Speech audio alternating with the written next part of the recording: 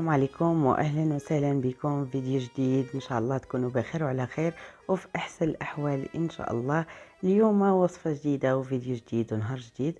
غادي نحضروا اليوم واحد الطاجين او يعني واحد الوصفه ديال محشي الفلفل كما تيقولوا، او فلفله معمره بالكفته والرز، ولكن بطعم الشاورما اللي كيجي رائع بزاف بزاف.